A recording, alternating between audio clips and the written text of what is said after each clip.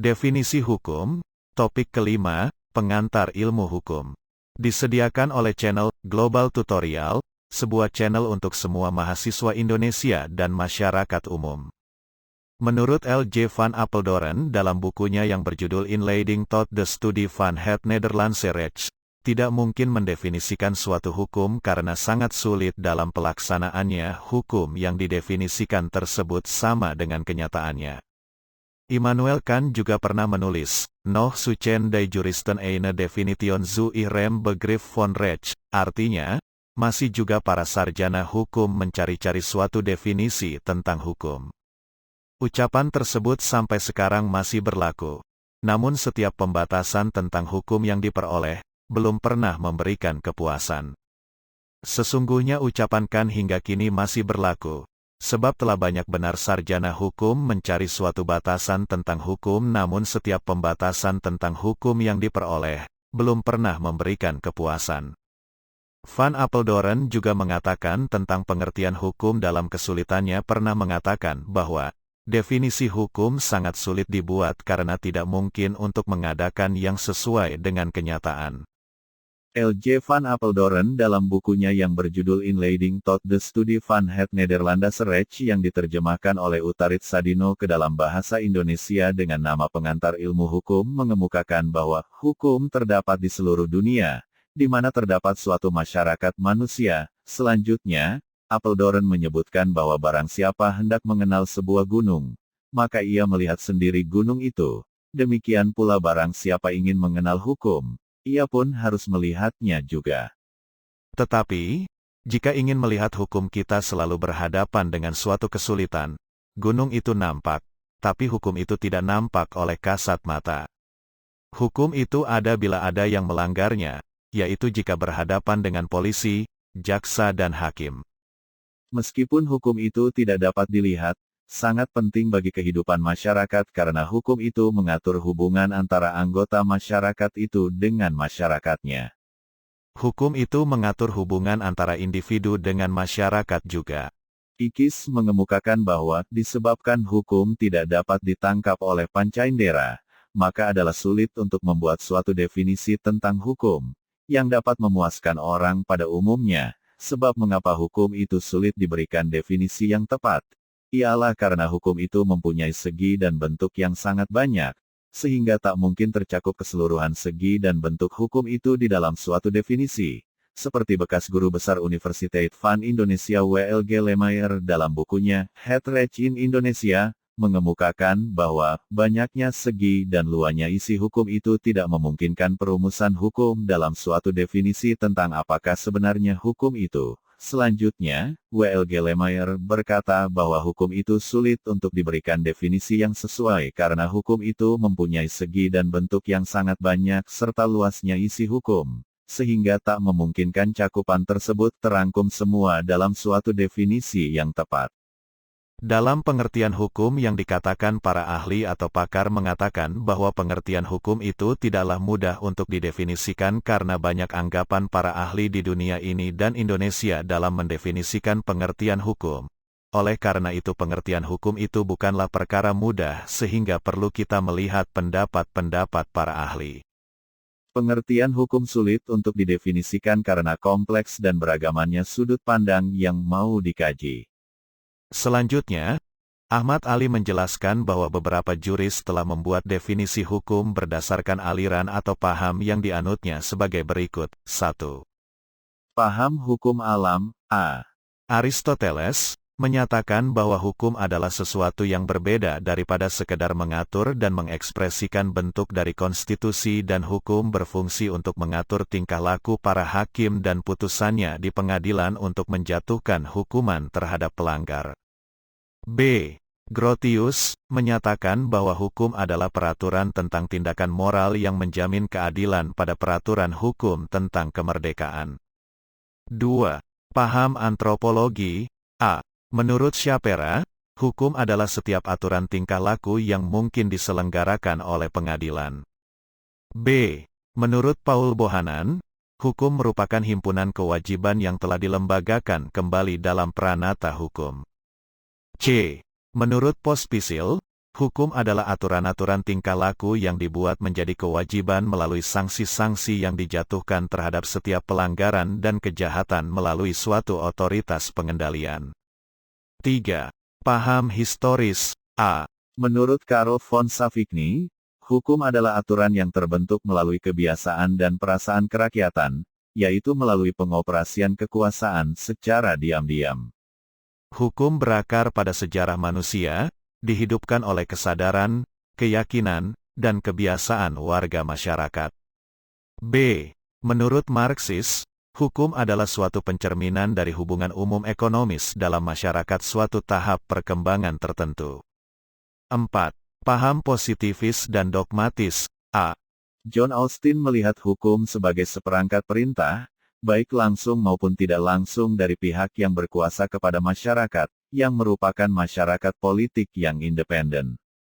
Namun, pandangan John Austin memiliki kelemahan yang terletak pada 1.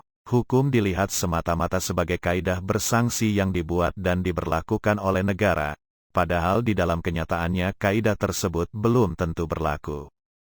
2. Undang-undang yang dibuat oleh negara, hanya salah satu sumber hukum.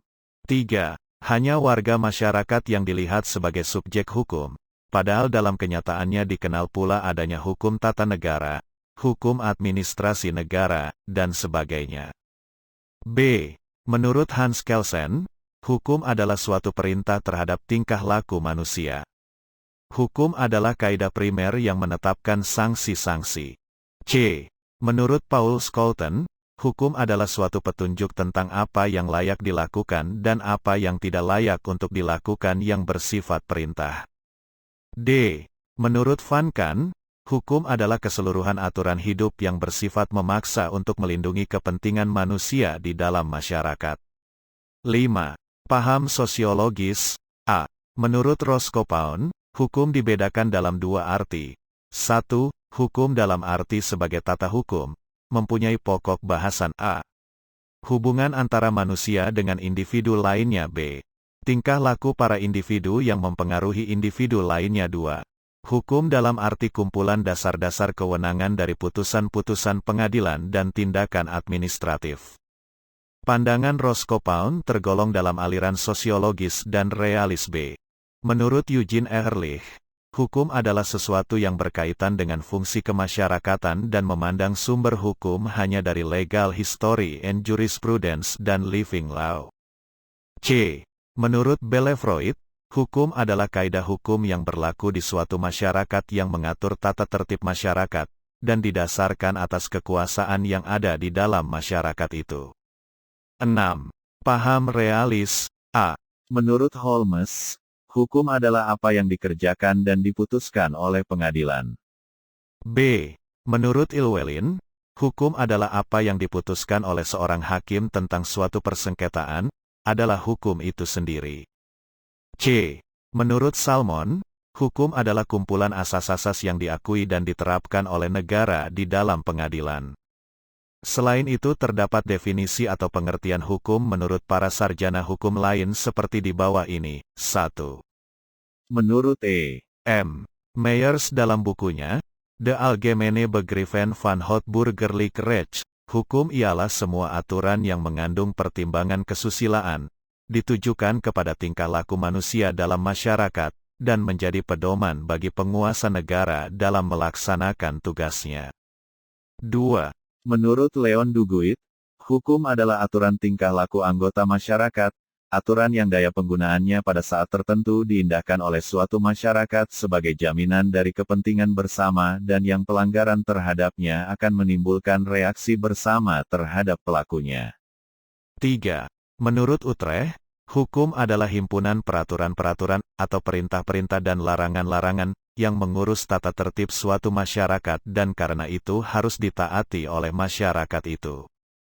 4. Menurut Mokhtar Kusumaatmadja, hukum adalah keseluruhan asas-asas dan kaidah-kaidah yang mengatur kehidupan manusia dalam masyarakat dan juga meliputi lembaga-lembaga, institutions dan proses-proses yang mewujudkan berlakunya kaidah itu dalam masyarakat sebagai suatu kenyataan. 5. Menurut S.M. Amin, hukum merupakan kumpulan-kumpulan peraturan-peraturan yang terdiri dari norma dan sanksi-sanksi. Itu disebut hukum dan tujuan hukum itu adalah mengadakan ketatatertiban dalam pergaulan manusia, sehingga keamanan dan ketertiban terpelihara. 6. Menurut J.C.T. Simorangkir dan Wujono Sastropranoto, hukum adalah peraturan-peraturan yang bersifat memaksa, yang menentukan tingkah laku manusia dalam lingkungan masyarakat, yang dibuat oleh badan-badan resmi yang berwajib, dan yang pelanggaran terhadapnya mengakibatkan diambilnya tindakan, yaitu hukum tertentu. 7. Menurut Surojo Wiknojodipuro, hukum adalah himpunan peraturan-peraturan hidup yang bersifat memaksa, berisikan suatu perintah, larangan atau perizinan untuk berbuat atau tidak berbuat sesuatu serta dengan maksud untuk mengatur tata tertib dalam kehidupan bermasyarakat. 8. Menurut Salmon, hukum didefinisikan sebagai kumpulan asas-asas yang diakui dan diterapkan oleh negara di dalam peradilan.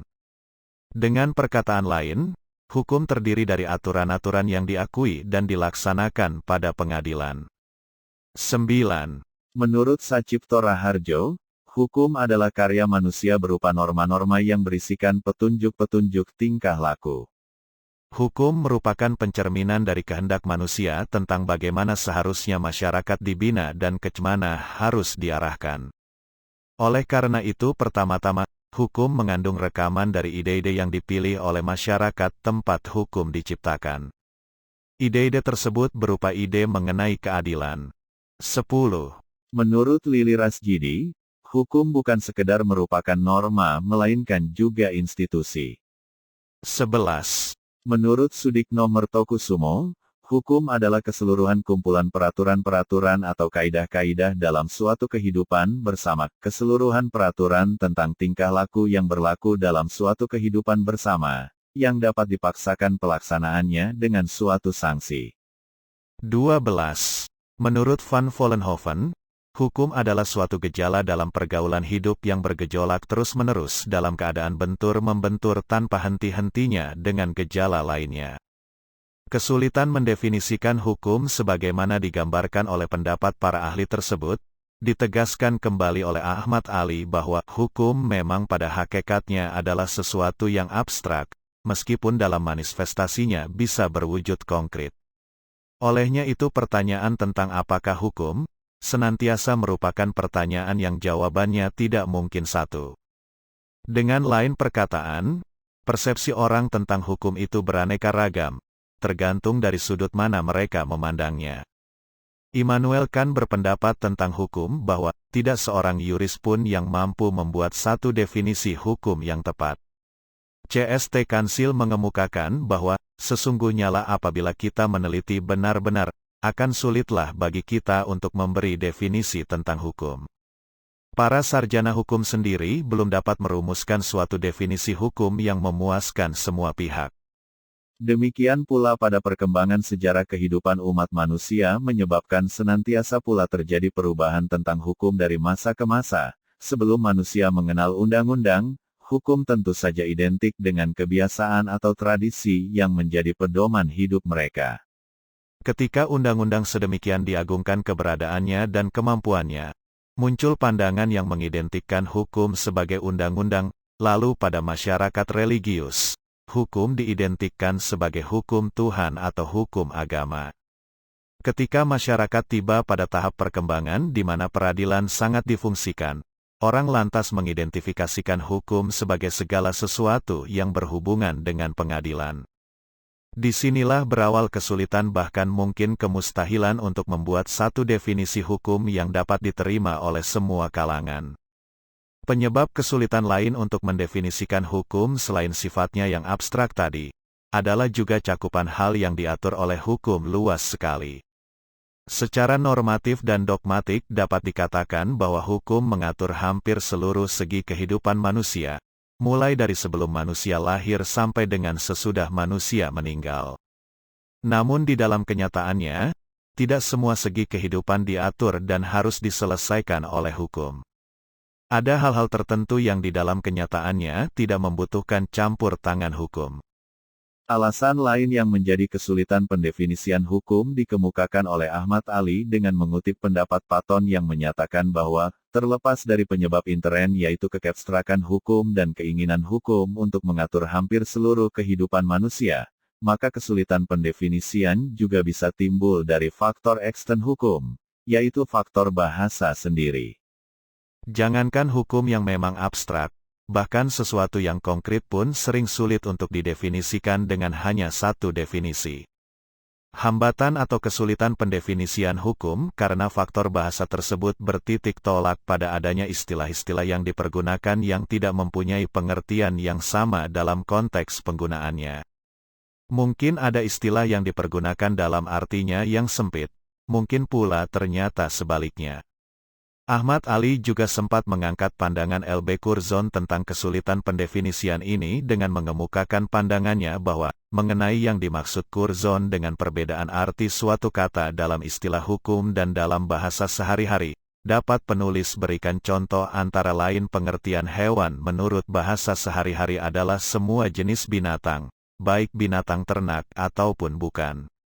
Sedang pengertian hewan menurut Kitab Undang-Undang Hukum Pidana, hanya binatang ternak saja. Banyak sarjana hukum yang mendefinisikan hukum sebagai himpunan peraturan-peraturan hukum konkret yang mengatur kegiatan kehidupan manusia yang dapat dipaksakan pelaksanaannya. Pandangan ini sebenarnya dilandasi oleh paradigma teori hukum murni yang dikembangkan oleh Hans Kelsen dan John Austin. Dalam paradigma teori hukum ini, antara lain disebutkan bahwa tiada hukum di luar undang-undang dan hukum adalah perintah dari penguasa yang dituangkan dalam bentuk peraturan perundang-undangan. Pandangan ini tidak sepenuhnya benar karena hukum bukan hanya berupa peraturan-peraturan tertulis tetapi juga dapat berupa peraturan yang tidak tertulis seperti hukum adat dan hukum kebiasaan. John Chipman Gray mengemukakan bahwa banyak definisi hukum yang dibuat pada waktu dan tempat yang berbeda-beda. Menurut John Chipman Gray, ada 3 teori mengacu pada para pemikir yang akurat, yang mempunyai potensi yang besar untuk dapat diterima kebenarannya dan layak untuk dibahas. Ketiga teori tersebut menolak anggapan bahwa pengadilan adalah the author dari hukum, melainkan pengadilan hanyalah juru bicara yang mengekspresikan hukum. Pertama, teori yang memandang hukum sebagai the commands of sovereign, perintah-perintah dari pemegang kedaulatan. Teori ini adalah pandangan dari John Austin yang berbunyi sebagai berikut, every positive law, obtaining in any community, is a creator of the sovereign or state, having been established immediately by the monarch or supreme body, as exercising legislative or judicial functions, or having been established immediately by a subject individual or body, as exercising right or powers of direct or judicial legislation, which the monarch or supreme body has expressly or tacitly conferred. Pandangan positivis John Austin hanya mengakui hukum positif sebagai satu-satunya hukum. Selanjutnya, teori kedua menurut John Chipman Gray berbunyi, Theory on the nature of law is what the courts, in deciding cases, are in truth, applying what has previously existed in the common consciousness of the people. Teori ini memandang hukum yang diputuskan oleh pengadilan merupakan suatu kebenaran yang menerapkan kesadaran umum rakyat yang telah ada sebelumnya. Teori ini dianut oleh von Savigny yang mengidentikan hukum adalah Volksrecht, hukum rakyat, sebagai perwujudan dari Volksgeist, jiwa rakyat, merupakan kesadaran umum rakyat dan merupakan intuisi hidup dari rakyat. Ketiga, teori ini menyatakan bahwa hukum bukan merupakan perintah-perintah pemegang kedaulatan atau negara, namun juga bukan yang berwujud, Volksrecht, yang merupakan ekspresi dari the common consciousness of the people, melainkan berpandangan bahwa the law is the judge rule. Pandangan ini menganggap hukum hanya diputuskan oleh hakim, merupakan pandangan kaum realitas Amerika Serikat. Sampai saat ini belum ada kesatuan pendapat tentang definisi hukum, masing-masing ahli hukum mempunyai pandangan dan pendapat sendiri tentang pengertian hukum. Secara umum, Hukum dapat didefinisikan sebagai himpunan peraturan yang dibuat oleh yang berwenang dengan tujuan untuk mengatur tata kehidupan bermasyarakat yang mempunyai ciri memerintah dan melarang serta mempunyai sifat memaksa dengan menjatuhkan sanksi hukuman bagi mereka yang melanggar. Perkembangan dunia mempengaruhi keberadaan hukum dalam masyarakat. Untuk mengetahui perkembangan hukum dalam masyarakat, digunakan metode kesejarahan melalui sejarah hukum yang mengkaji hubungan hukum dengan sejarah atau sejarah perkembangan hukum. Metode yang digunakan untuk mengetahui bagaimana hubungan hukum dengan manusia adalah metode sosiologis melalui sosiologi hukum yang mengkaji hukum sebagai kenyataan atau gejala masyarakat, termasuk hubungan antara hukum dengan aspek masyarakat meliputi aspek ekonomi, politik, sosial, dan budaya. Van Apeldoorn menilai bahwa definisi memang berharga, lebih jika definisi itu merupakan hasil pikiran dan penyelidikan sendiri. Definisi memang ada faedahnya karena memberikan pemahaman mengenai suatu hal terutama keberadaan hukum bagi orang yang baru mempelajarinya. Setiap individu tidak dapat hidup sendiri, tanpa berhubungan dengan individu lainnya dalam kehidupan sosialnya. Hubungan antar sesama individu sudah tercipta sejak dilahirkan, namun masih terbatas dalam lingkungan keluarga saja. Dalam kehidupan berkelompok atau bermasyarakat, setiap individu mempunyai kepentingan sendiri yang bertentangan dengan kepentingan individu lainnya. Untuk menjaga kepentingan tersebut agar tidak terjadi benturan yang dapat menimbulkan pertentangan atau konflik, manusia menyepakati suatu tatanan hidup bermasyarakat yang disebut hukum atau tata tertib, untuk mengatur keutuhan dan kelangsungan hidup umat manusia. Setelah mengetahui hukum sebagai ilmu pengetahuan, tampaknya agak sulit tanpa memahami bagaimana definisi hukum itu sendiri. Tetapi terdapat kesulitan dalam mendefinisikan hukum oleh para ilmuwan yang disebabkan oleh faktor-faktor sebagai berikut. 1. Faktor intern.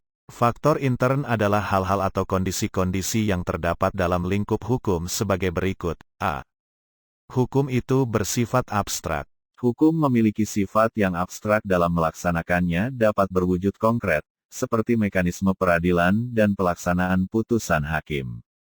Tetapi, perwujudan hukum di pengadilan hanya salah satu bentuk pelaksanaan hukum, apabila terjadi konflik dalam masyarakat.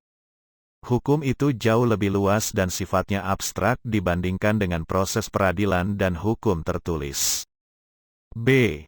Hukum mengatur hampir sebagian besar kehidupan manusia, baik ketika masih dalam kandungan maupun setelah meninggal dunia. Hal ini dapat dilihat ketika manusia berada dalam kandungan, ia sudah diberi hak oleh hukum untuk hidup serta memperoleh warisan. Setelah meninggal dunia, manusia juga masih dipersoalkan oleh hukum mengenai masalah warisan yang ditinggalkan serta hutang piutangnya saat masih hidup. Fenomena inilah yang menunjukkan bahwa kesulitan dalam mendefinisikan hukum, karena definisi itu harus singkat, jelas, tegas, sistematis merangkum keseluruhan substansi hukum. 2. Faktor ekstern. Faktor ekstern adalah hal-hal dan kondisi-kondisi yang ada di luar hukum. Seperti, A. Faktor bahasa. Kesulitan dalam memahami simbol atau lambang hukum disebabkan oleh banyaknya bahasa-bahasa di dunia. Keanekaragaman bahasa menyebabkan kesulitan untuk memahami simbol atau lambang hukum dalam bahasa yang dapat dimengerti dan dipahami oleh manusia secara universal. Pemberian simbol dan lambang hukum dalam suatu kata oleh satu bangsa, memiliki makna yang berbeda jika diartikan dalam bahasa lain, begitu pula sebaliknya. Curzon menyatakan bahwa faktor kesulitan bahasa memiliki sifat khas dalam mendefinisikan hukum antara lain. 1.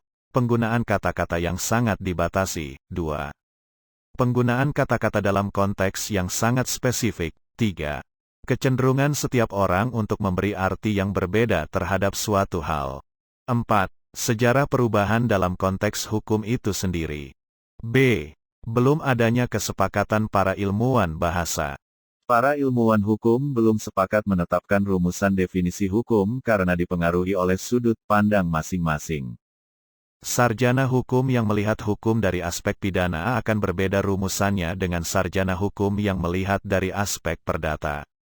Begitu pula sarjana hukum yang berada di peradilan, seperti hakim, umumnya memandang hukum pada proses atau apa yang dilahirkan oleh pengadilan sebagai salah satu penyebab hukum begitu sulit untuk didefinisikan. Kesulitan-kesulitan tersebut telah diprediksi sejak awal oleh Immanuel Kant bahwa tidak ada seorang juris pun yang dapat memberi definisi hukum yang paling tepat sampai saat ini. Hukum atau tata tertib itu dapat berwujud kumpulan kaidah-kaidah, baik tertulis maupun tidak tertulis. Hukum itu lahir tumbuh, dan berkembang di dalam masyarakat pada umumnya mengatur bagaimana manusia berhubungan satu dengan lainnya, apa yang boleh dilakukan dan apa yang tidak boleh dilakukan. Hal inilah yang membuat hukum dilihat sebagai salah satu institusi sosial masyarakat. Dalam memahami hukum itu sendiri, perlu diketahui bagaimana definisi hukum terlebih dahulu. Kewajiban untuk mengetahui batasan atau definisi hukum juga merupakan keingintahuan manusia untuk mempelajari mengetahui hukum sekaligus memahaminya dalam menggali pengetahuan tentang hukum yang sangat luas cakupannya. Pandangan-pandangan dan penilaian terhadap hukum dalam masyarakat selama ini cukup banyak seperti terlihat dengan beragamnya definisi hukum yang dikemukakan oleh setiap ahli hukum. Demikianlah uraian tentang definisi hukum. Channel Global Tutorial dimaksudkan membantu mereka yang ingin menambah wawasan, termasuk mahasiswa perguruan tinggi negeri swasta manapun di Indonesia. Video tutorial juga dituturkan dan disubtitelkan agar dapat ditonton, dibaca sambil didengarkan. Jangan khawatir jika belum langsung paham. Untuk pemahaman yang lebih baik, putar dan dengarkan video ini berulang-ulang.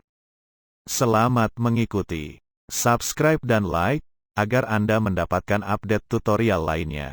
Bagikan juga link video ini, agar teman lain juga mendapatkan manfaat channel ini. Sekian dan terima kasih.